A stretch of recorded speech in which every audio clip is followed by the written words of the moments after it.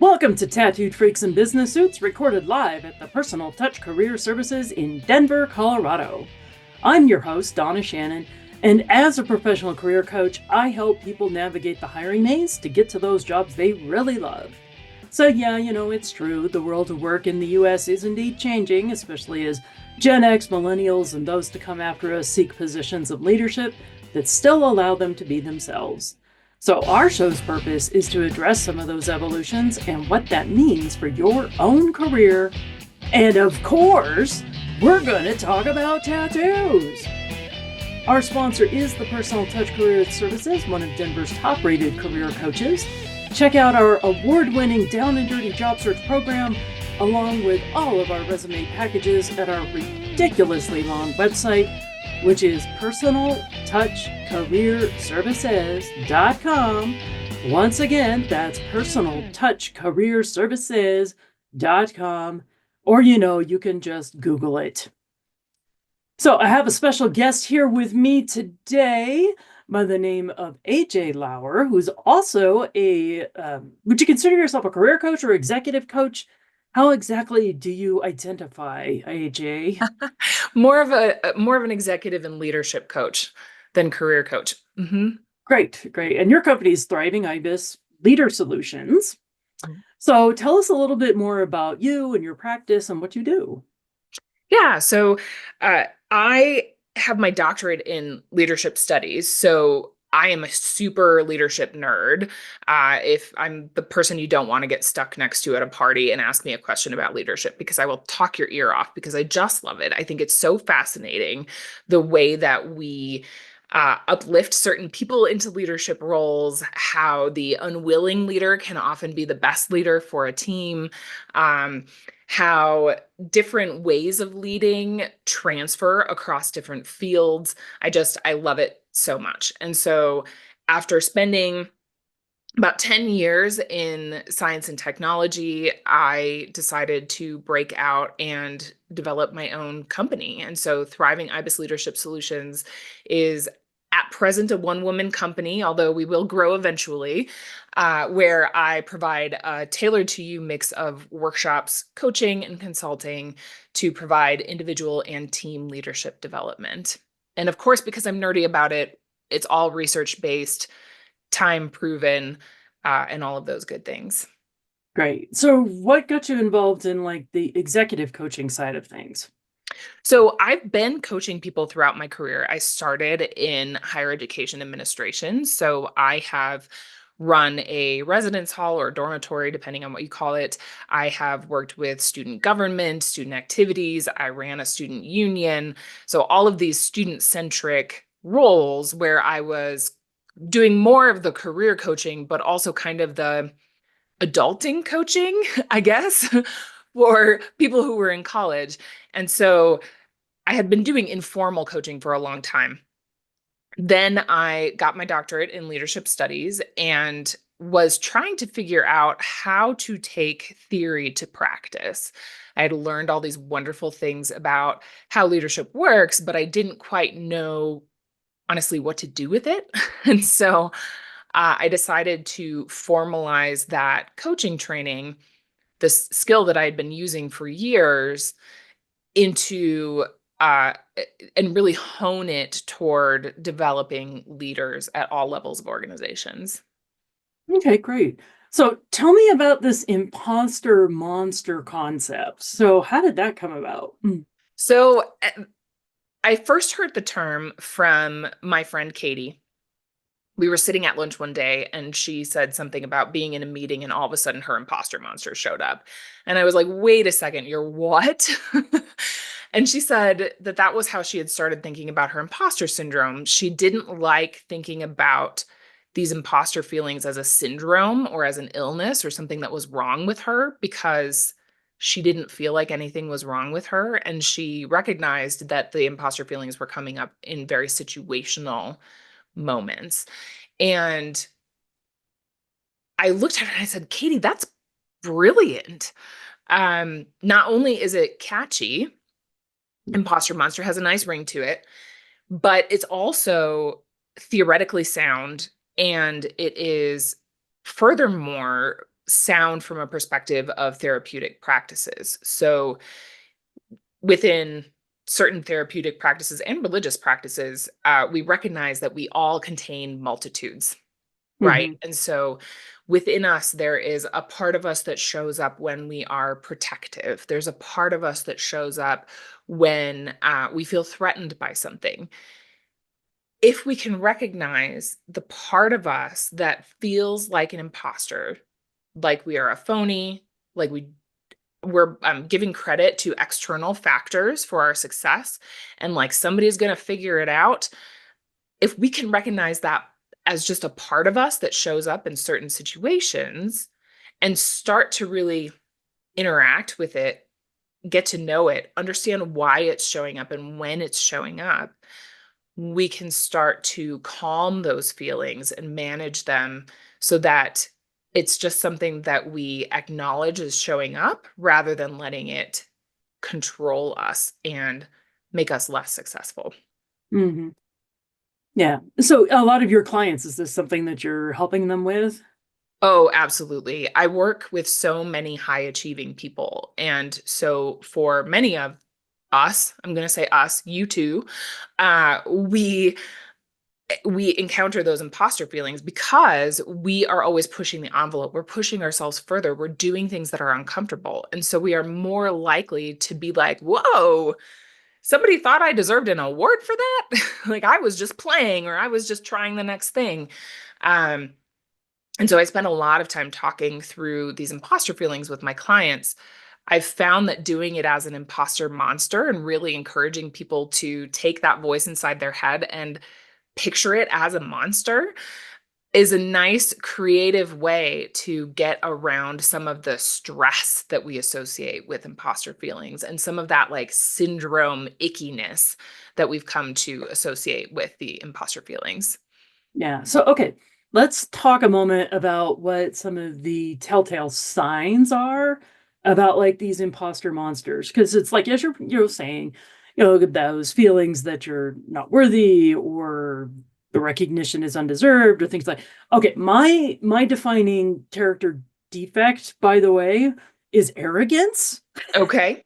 Yeah. I always am thinking that I can do so much more than I actually can. Okay. Let me tell you, doing stand-up comedy will definitely show those things. Like, I thought I had an awesome set a few weeks ago, and one of the other comics was like, "Nah, you didn't," and I'm like, Oh "What? no. How can you say that to me?" Then I watched the tape, and I'm like, "Oh no, yeah, yeah, you're right, you're right." Oh, that's so funny. So they actually say that there are five types of imposters, Mm, and these types of imposters can help us kind of recognize how and when these imposter feelings are going to show up for us. And so even though you have a little bit of hubris, you may feel one of these other areas. So the five types of imposters are the perfectionist, so the person who expects 100% perfection from themselves all the time and experiences shame if they get to 98% mm, perfect. mhm, The soloist, so the person who expects that they can do everything on their own and they feel shame if they need help. And so that's that feeling of, well, I needed help on this. I'm not fit to be a leader. I'm not fit to be in charge of this project or this role. And so that's where that imposter feeling comes from there. The superhuman is the person who feels like they can do all the things on their own. Um, so the soloist is that they're, everything is them. The superhuman is how many things can I do mm, mhm, and how many balls can I keep up in the air? And if they drop even a minor ball, they feel like a total failure. The natural genius is someone for whom they learn really quickly. And so for them, their competence is measured by the ease and the speed with which they can do things. So if they falter or they need to take some additional training or get some tutoring for them, that is like, well, I'm no longer a genius. I'm terrible at everything and the world is going to end. mm, mhm, And the last one is the expert. And the expert is the person who likes to know all the things. So for me, this has been traditionally the big one, right? I like to know what's going on. And especially if I'm, say, up on stage and somebody asks me a question and I don't know the answer, that can be really hard for me because I'm supposed to be the expert in this and I have no idea how to answer your question. I'm no longer an expert and I'm failing and I'm an imposter and somebody's going to figure it out. Right. Right. So those are those top 5 areas. Did any of those resonate?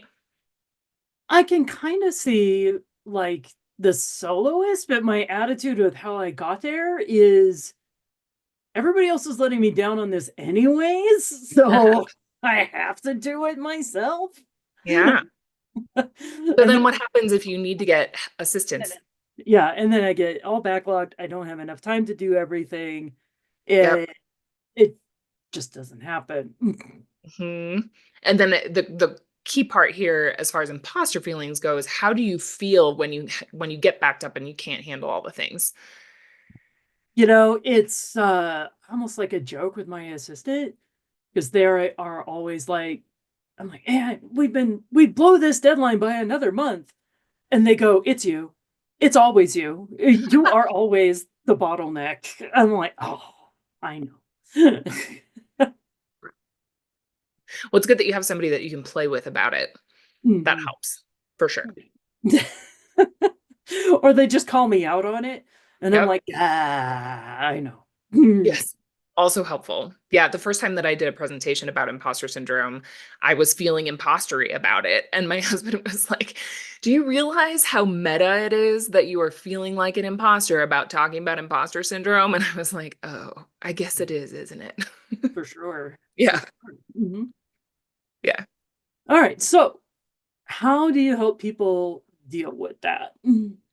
So I've found that the imposter monster mechanism is really helpful because once you close your eyes, picture the voice inside of you that tells you that you're an imposter, that you're not good enough, somebody's going to figure it out.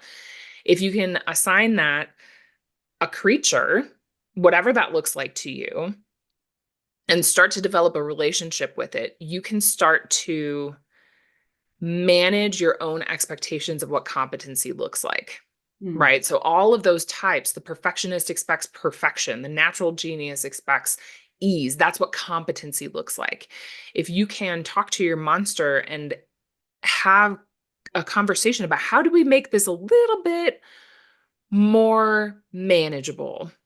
How do we expect not 110% competency, but a more reasonable 75 or 80% competency in any given situation?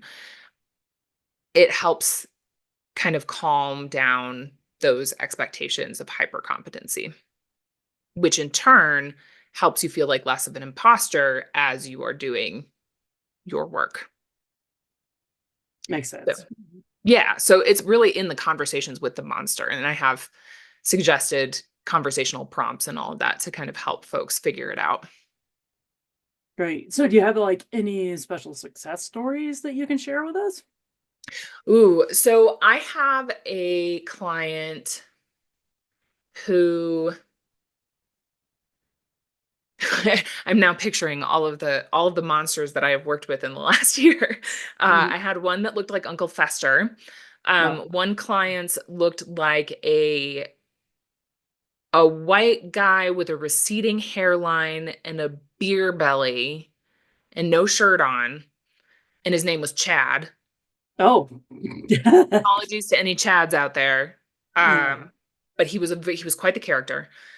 I had one client whose imposter monster looked like a pig and was holding a scale Mm, because her imposter feelings were very much tied to her body image and her comfort with her own body. And when I fail, I eat and I hate my body image more. And that was all, and her imposter monster was giving her really nasty messages. And so when we explored that a little bit, we were able to tease out and kind of separate out the body image from the life achievement. mhm. And that was really cool, because we were able to kind of get her monster to put down the scale and start cheering for her a little bit more rather than saying really nasty things to her about her, quote unquote failure to achieve. And that's interesting because a lot of times when we hear about the whole imposter syndrome, or in this case, imposter monsters, it's always like tied to performance and work and all the rest of this, but not always taking into account how that's going to bleed over into other aspects of your life, your private time, your mental health, body image, and all the rest that comes with it. Absolutely.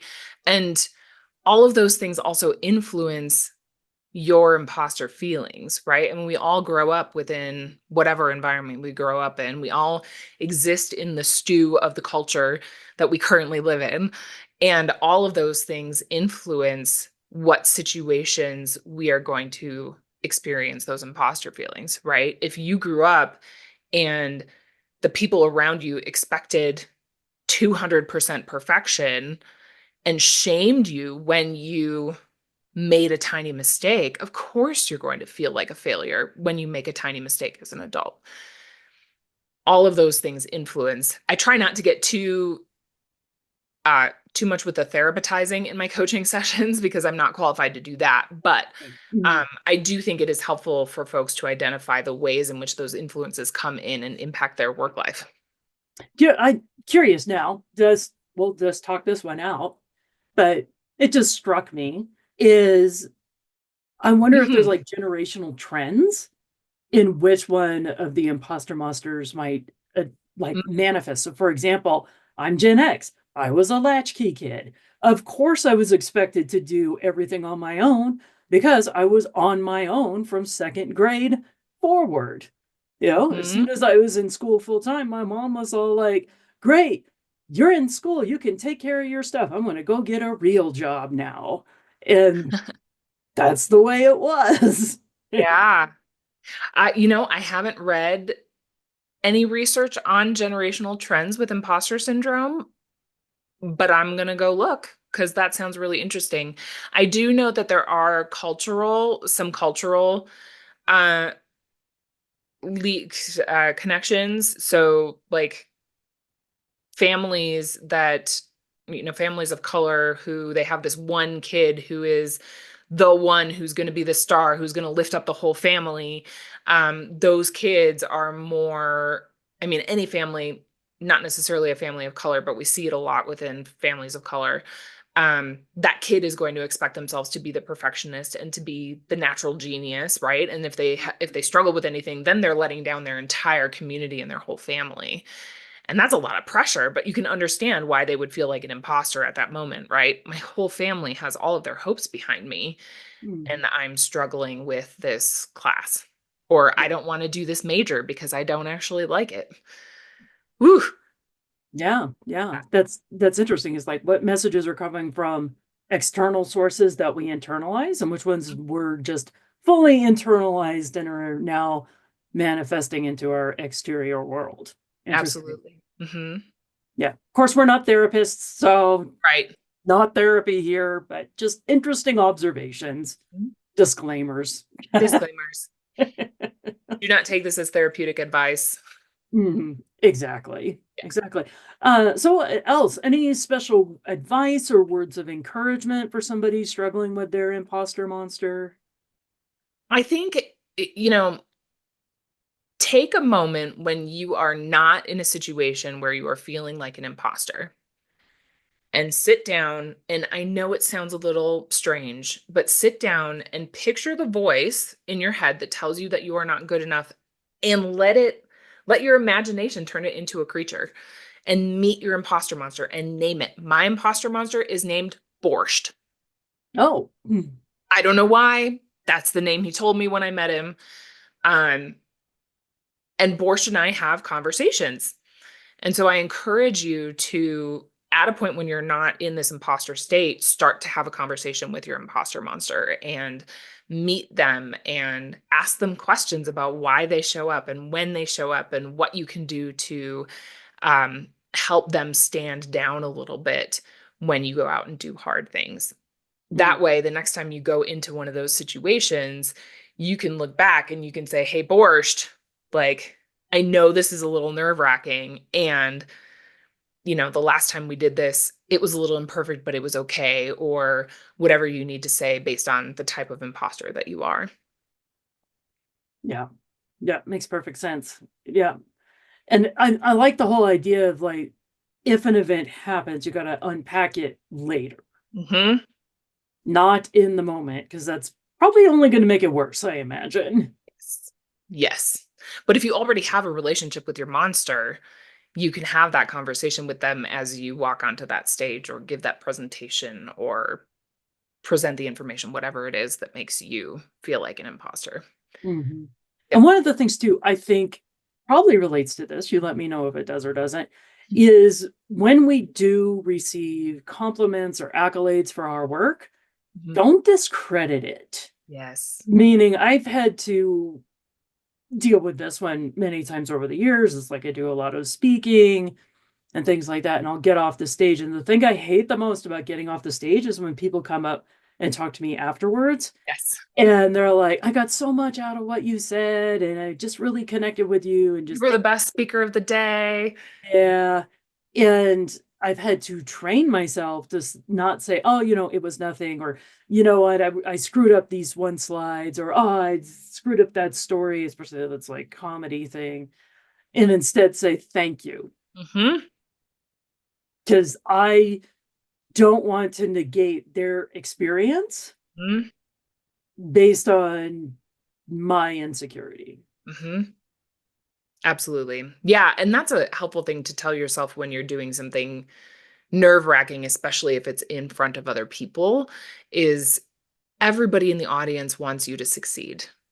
Mhm. If they're showing up to see you, if they nominated you for the award, they walked into your presentation at a conference, whatever it is, they're there because they're excited about what you specifically bring to the room, to the conversation. And so, own that. Mhm. There are a lot of awesome people out there, and whoever's listening is probably one of them. And so, if somebody tells you you're awesome, be like, yeah, I am. And then you can have a conversation with your imposter monster about it later. Mhm. But in the moment, bask in that. You deserve it. And even if you can't bask in it, just say thank you and then they go away. Yeah. Donna just wants them to go away. It's like, I gotta go blow my nose now. I need to drink some water. Need to get Yeah. out of this awkward moment. Yeah, exactly. Yeah. Okay, if you buy a book, I'll sign your book. Then you can talk to me longer. All right. Right. Right. Yes. Okay, AJ, now we get to one of my favorite parts of the show where we get to talk about tattoos. Mhm. But AJ, you don't have a tattoo I don't yet. Yet. yet. Yes. Yes. So I am in the process of designing my first tattoo. One of my best friends is going to draw it. Nice. We went to New Orleans last month, and my girlfriends and I all did like a group tarot reading where we all sat in on each other's tarot readings. And during my reading, the tarot reader said, you've been through a lot of hard things. You need to focus on appreciating all the little good things that are happening in your life every day. Oh, nice. And I had been considering for a long time getting a tattoo that says, reach for the sweetness, Mm-hmm. as a reminder of exactly that thing, with a little elephant next to it. And when I told my girlfriends that after the tarot reading, they were like, yeah, you're doing this now. Like, you're not, the tarot reader said you need to do this. This was how you were going to remind yourself. You have no more excuses. Yeah. So one of my friends who was on the trip is going to design it for me, and then I'm going to go do it. I'm super excited. Nice. Nice. And you also have some body modifications, right? Right now I just have a little nose piercing. Mhm. I had the white girl in college belly button piercing. But I took that out when we started trying to get pregnant because I didn't think that a gauge in that would look attractive if it got stretched out. So It'd be an interesting piece of jewelry, yeah. Very interesting. But I didn't think it would be for me, so I let it heal when we were thinking about having babies. So right now I've just got the little nose piercing. So do you have your tattoo artist picked out or a shop that you're working with? I do have a shop. There's a really fantastic little woman-owned shop just outside Boulder, Colorado called Inksmith Tattoo and Piercing. And have loved, they did my nose piercing and I just loved every single person I interacted with. All the art on the walls is incredible. So I know they'll do a good job when it's time. Great, great. So, any last words to leave us with? Uh, Meet your monster. Go meet your monster. That's really the big takeaway. If you're interested in overcoming your imposter syndrome, take a quiet moment and say hello to that little monster in your head. Great. So, AJ, where can people find you? I am very active on LinkedIn. So you can find me. I'm just AJ Lauer, EDD on LinkedIn. And we can drop the link in the show notes. You can also find me at thrivingibis.com. And there's a link there to learn more about imposter monsters if you are interested in that as well. Great, fabulous. Thank you very much, AJ. Of course, my name is Donna Shannon, Personal Touch Career Services. And as my producer always reminds me, if you like what you heard here, give us a like, give us a follow, even better, give us a comment and share it with people. If you did not like it, just keep it to yourself, okay? Because the world is mean enough as it is. All right, we'll catch you next time. Thank you so much. Bye. Thanks for listening to Tattooed Freaks in Business Suits, produced by the Personal Touch Career Services. Our host is Donna Shannon. All music has been ethically sourced and licensed from sounddogs.com and epidemicsound.com. Support the arts. We certainly do. Join us next time as we continue to explore the evolving world of work and leadership in the United States. If you are interested in being a guest, or if you would like to receive a complimentary career evaluation, please visit the contact page at personaltouchcareerservices.com. Once again, that's personaltouchcareerservices.com. Or you can just Google it.